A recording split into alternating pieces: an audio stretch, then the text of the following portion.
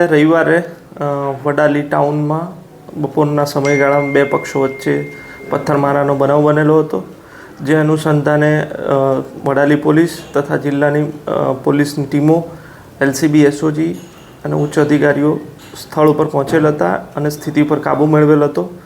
ત્યારબાદ ગતરોજ મોડી રાત્રે એક પક્ષ દ્વારા આ બનાવના અનુસંધાને 400 લોકોના ટોળા વિરુદ્ધ ફરિયાદ આપવામાં આવેલ છે. આના અગાઉ પરમ દિવસે એટલે કે 6 તારીખે એક પક્ષ દ્વારા 11 લોકો વિરુદ્ધ ફરિયાદ નોંધવામાં આવેલ છે. આમ સામસામે બંને પક્ષો દ્વારા ફરિયાદ રજીસ્ટર કરવામાં આવેલ છે. આ બંને ગુનાની તપાસ હાલ પોલીસ ઇન્સ્પેક્ટર વડાલીનાઓ ચલાવી રહેલ છે.